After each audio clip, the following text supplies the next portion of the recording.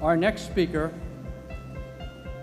first known as the entrepreneur of the personal computer revolution, was named by Time magazine as one of the 100 people who most influenced the 20th century, as well as one of the 100 most influential people of 2004, 2005, 2006, and again in 2007. Just think what you could have achieved if you had stayed here another 2 years.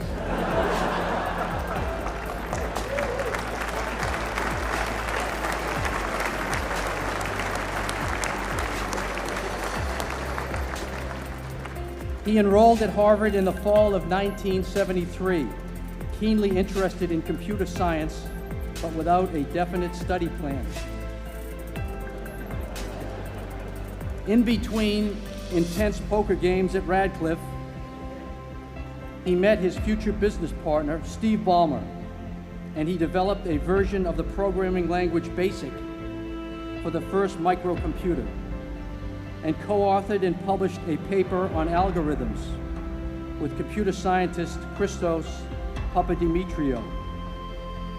Our speaker is a person of many talents. A close friend in college amusingly recalls seeing him doze off during the prestigious Putnam math exam. Despite this napping, he scored remarkably well. In his junior year, he took a leave of absence from Harvard to devote his energies to Microsoft, a company he had begun in 1975 with his friend Paul Allen. Since 2000, he has begun to concentrate on a number of philanthropic endeavors, making extraordinary donations to various charitable organizations and scientific research programs around the world through the Bill and Melinda Gates Foundation. After a 33-year leave of absence from his alma mater, I am pleased to present to you Dr. William Gates.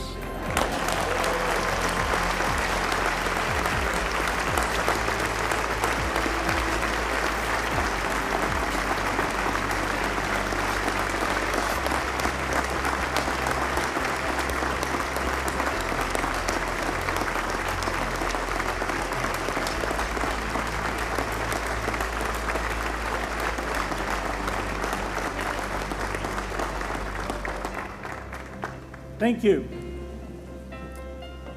President Bach, former President Rudenstein, incoming President Faust, members of the Harvard Corporation and the Board of Overseers, members of the faculty, parents, and especially the graduates. I've been waiting more than 30 years to say this.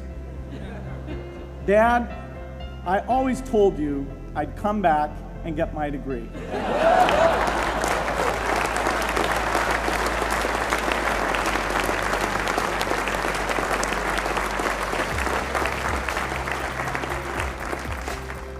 I want to thank Harvard for this honor. I'll be changing my job next year, and it will be nice to finally have a college degree on my resume. I applaud the graduates for taking a much more direct route to your degrees. For my part, I'm just happy that the Crimson called me Harvard's most successful dropout. I guess that makes me valedictorian of my own special class. I did the best of everyone who failed. But I also want to be recognized as the guy who got Steve Ballmer to drop out of business school.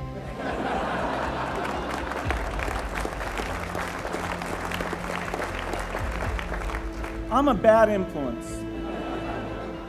That's why I was invited to speak at your graduation. If I'd spoken at your orientation, fewer of you might be here today.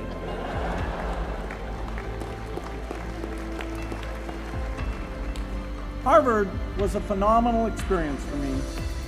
Academic life was fascinating. I used to sit in on lots of classes that I hadn't even signed up for. And dorm life was terrific. I lived up at Radcliffe in Currier House. There were always a lot of people in my dorm room late at night discussing things because everyone knew that I didn't worry about getting up in the morning.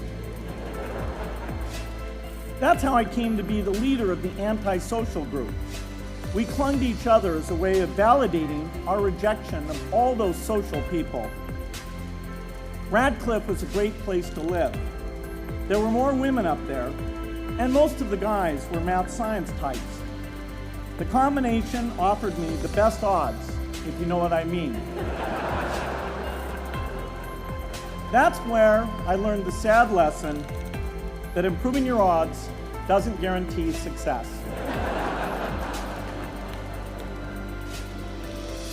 One of my biggest memories of Harvard came in January 1975 when I made a call from Currier House to a company in Albuquerque, New Mexico that had begun making the world's first personal computer.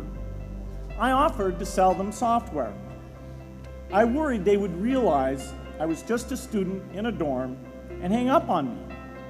Instead, they said, "We're not quite ready. Come see us in a month," which was a good thing because we hadn't written the software yet.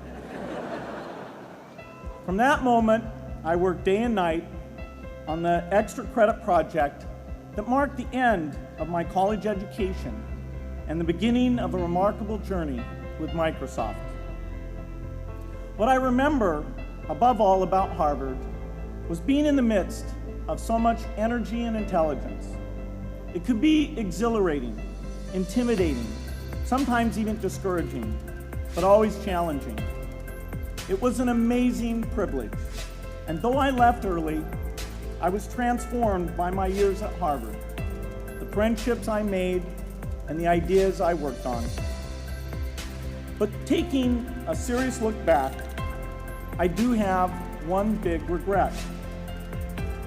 I left Harvard with no real awareness of the awful inequities in the world, the appalling disparities of health and wealth and opportunity that condemn millions of people to lives of despair. I learned a lot here at Harvard about new ideas in economics and politics. I got great exposure to the advances being made in the sciences. But humanity's greatest advances are not in its discoveries, but in how those discoveries are applied to reduce inequity.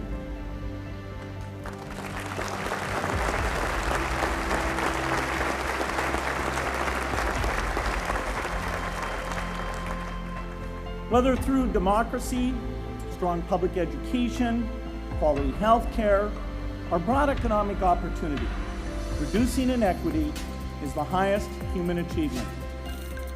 I left campus knowing little about the millions of young people cheated out of educational opportunities here in this country. And I knew nothing about the millions of people living in unspeakable poverty and disease in developing countries. It took me decades to find out. You graduates came to Harvard at a different time. You know more about the world's inequities than the classes that came before.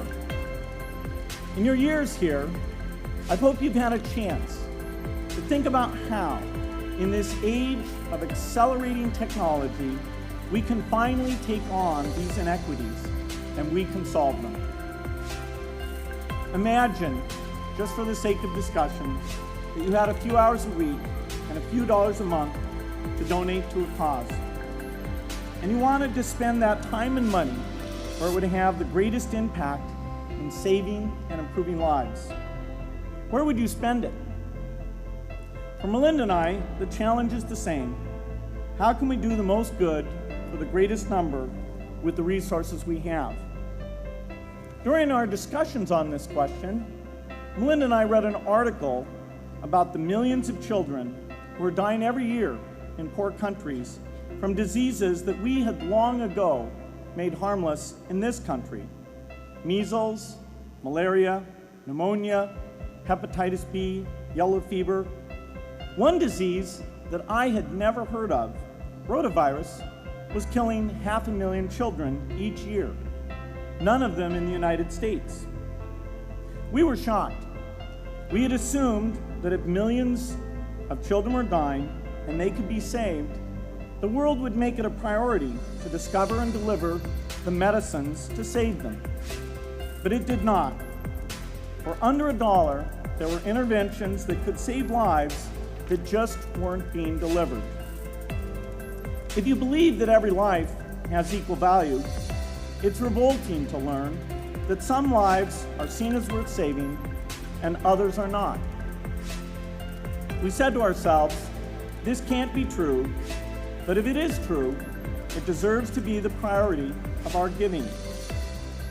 So we began our work in the same way anyone here would begin it. We asked, how could the world let these children die? The answer is simple and harsh. The market did not reward saving the lives of these children, and governments did not subsidize it. So the children died because their mothers and fathers had no power in the market and no voice in the system. But you and I have both. We can make market forces work better for the poor if we can develop a more creative capitalism. If we can stretch the reach of market forces so that more people can make a profit or at least earn a living serving people who are suffering from the great inequities. We can also press governments around the world to spend taxpayer money in ways that better reflect the values of the people who pay the taxes. If we can find approaches that meet the needs of the poor in ways that generate profits for business and votes for politicians, we will have found a sustainable way to reduce inequity in the world. Now, this task is open-ended. It can never be finished. But a conscious effort to answer this challenge can change the world. I'm optimistic that we can do this. But I talk to skeptics who claim there is no hope. They say, inequity has been with us since the beginning and will be with us until the end, because people just don't care. I completely disagree. I believe we have more caring than we know what to do with. All of us here in this yard, at one time or another, have seen human tragedies that broke our heart. And yet we did nothing, not because we didn't care, but because we didn't know what to do. If we had known how to help, we would have acted. The barrier to change is not too little caring. It is too much complexity. To turn caring into action, we need to see a problem, see a solution, and see the impact. But complexity blocks all three steps. Even with the advent of the internet and 24-hour news, it is still a complex enterprise to get people to truly see the problems. When an airplane crashes, officials immediately call a press conference. They promise to investigate, determine the cause, and prevent similar crashes in the future.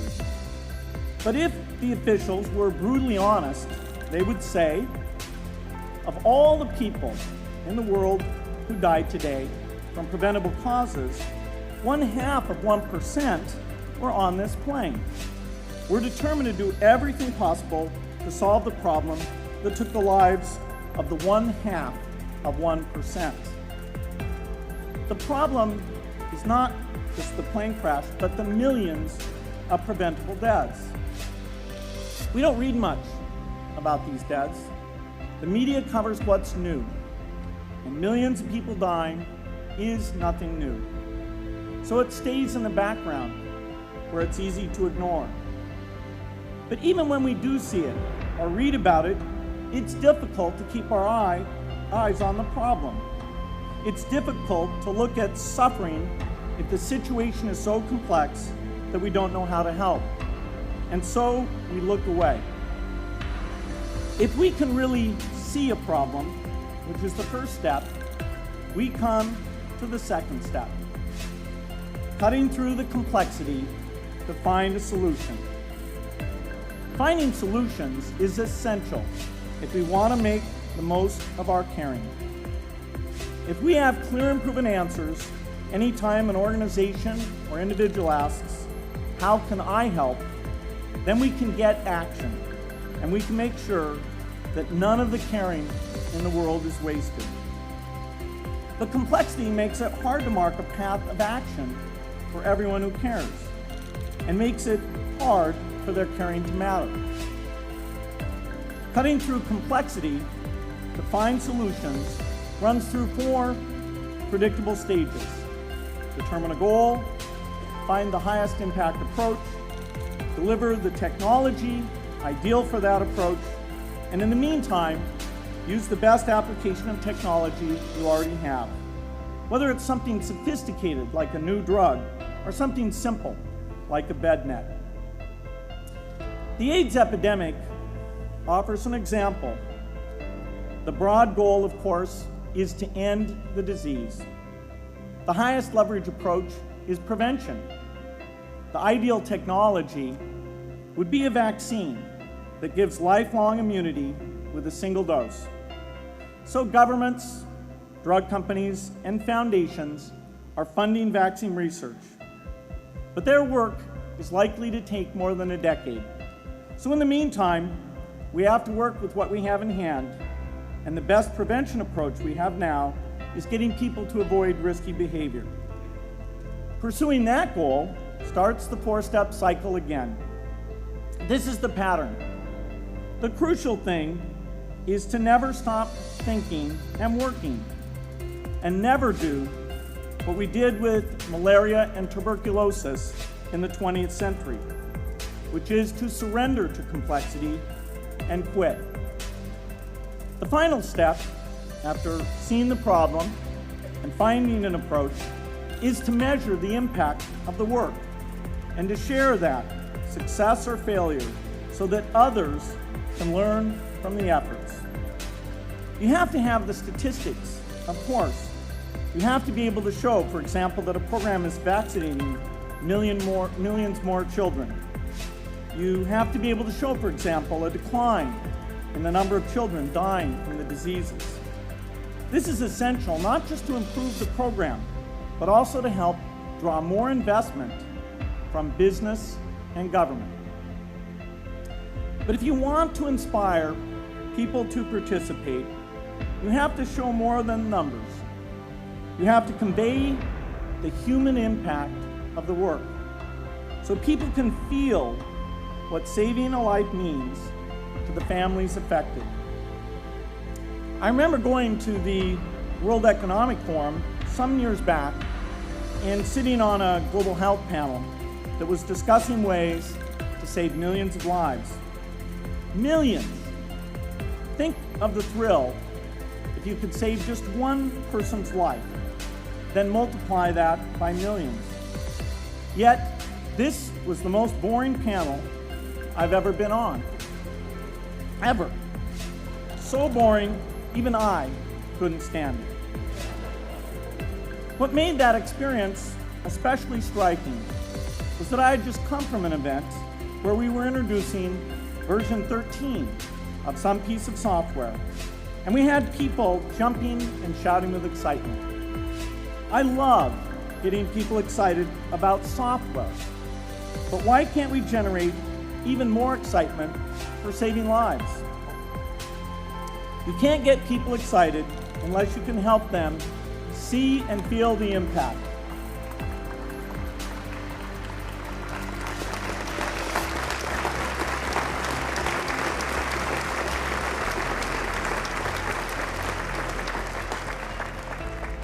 The way to do that is another complex question. Still, I'm optimistic. Yes, inequity has been with us forever, but the new tools we have to cut through complexity have not been with us forever. They are new. They can help us make the most of our caring, and that's why the future can be different from the past. The defining and ongoing innovations of this age, biotechnology, the personal computer, and the internet, give us a chance we've never had before to end extreme poverty and end death from preventable disease. 60 years ago, George Marshall came to this commencement, and he announced a plan to assist the nations of post-war Europe. He said, I quote, "I think one difficulty is that the problem is one of such enormous complexity that the very mass of facts presented to the public by press and radio make it exceedingly difficult for the man in the street to reach a clear appraisement of the situation. It is virtually impossible at this distance to grasp at all the real significance of the situation."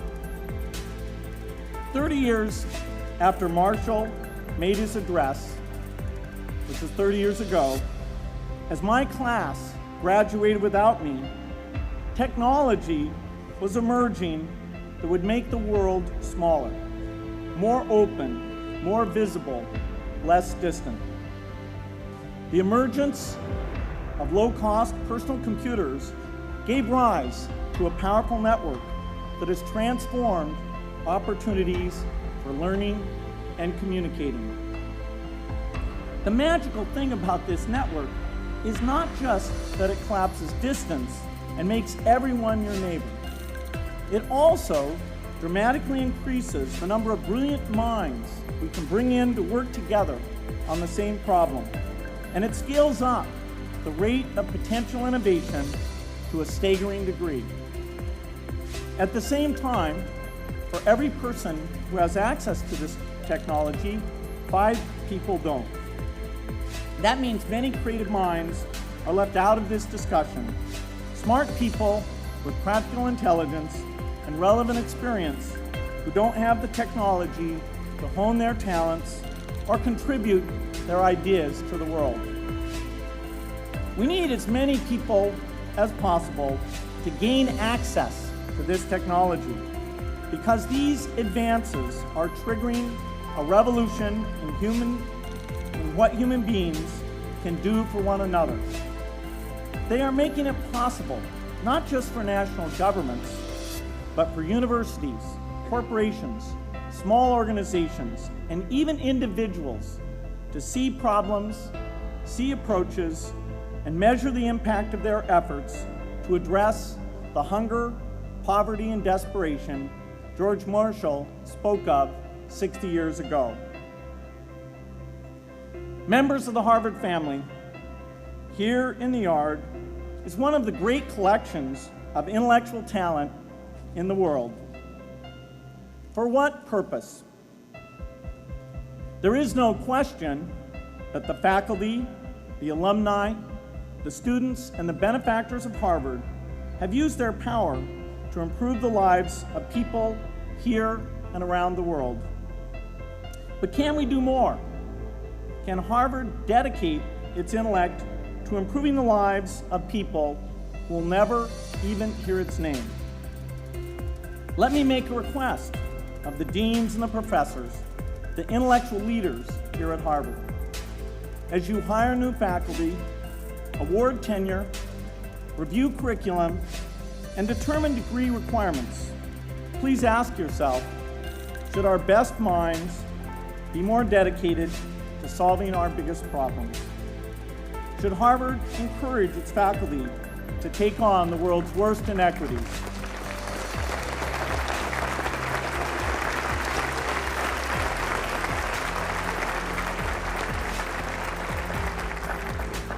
Should Harvard students know about the depth of global poverty, the prevalence of world hunger, the scarcity of clean water, the girls kept out of school, the children who die from diseases we can cure? Should the world's most privileged learn about the lives of the world's least privileged? These are not rhetorical questions.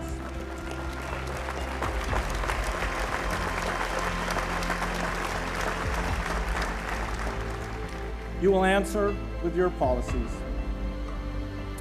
My mother, who was filled with pride the day I was admitted here, never stopped pressing me to do more for others. A few days before I was married, she hosted a bridal event at which she read aloud a letter about marriage that she had written to Melinda. My mother was very ill with cancer at the time, but she saw one more opportunity to deliver her message. And at the close of the letter, she said, "From those to whom much is given, much is expected."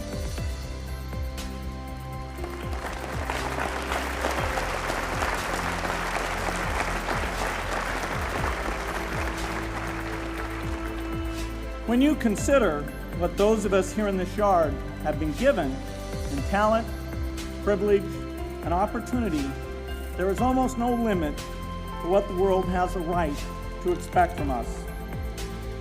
In line with the promise of this age, I want to exhort each of the graduates here to take on an issue, a complex problem, a deep inequity, and become a specialist on it. If you make it the focus of your career, that would be phenomenal. But you don't have to do that to make an impact. For a few hours every week, you can use the growing power of the internet to get informed, find others with the same interests, see the barriers, and find ways to cut through them. Don't let complexity stop you. Be activists. Take on big inequities. I feel sure it will be one of the great experiences of your lives. You graduates are coming of age in an amazing time. As you leave Harvard, you have technology that members of my class never had. You have awareness of global inequity, which we did not have. And with that awareness, you likely also have an informed conscience that will torment you if you abandon these people whose lives you could change with modest effort. You have more than we had.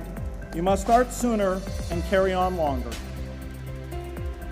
And I hope you will come back here to Harvard 30 years from now and reflect on what you have done with your talent and your energy.